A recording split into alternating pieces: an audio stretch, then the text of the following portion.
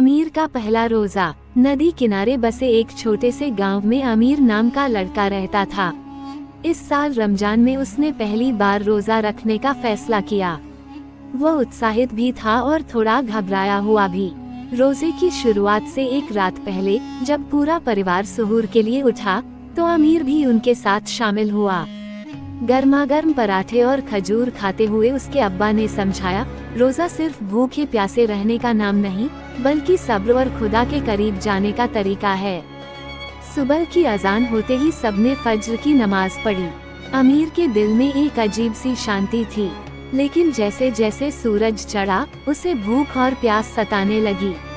पहले तो उसने ध्यान भटकाने की कोशिश की, कुरान की आयतें पढ़ी, छोटी बहन आयशा के साथ खेला, लेकिन दोपहर होते होते उसका सब्र टूटने लगा।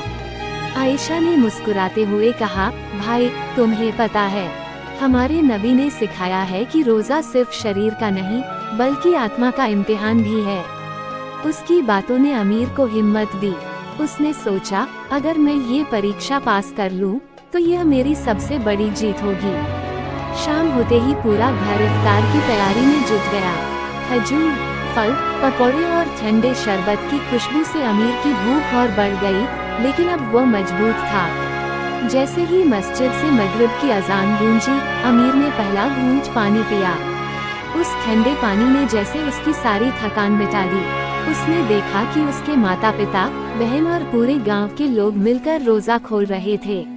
उसे एहसास हुआ कि रमजान सिर्फ भूख और प्यास सहने का नाम नहीं बल्कि धैर्य, कृतज्ञता और अपने परिवार और समाज के साथ मिलकर इबादत करने का एक खूबसूरत एहसास है। उस रात सोते समय अमीर ने तय किया, अब हर साल वह पूरे रमजान के रोजे रखेगा, क्योंकि उसने सब्र और सच्ची खुशी का मतलब समझ लिया था।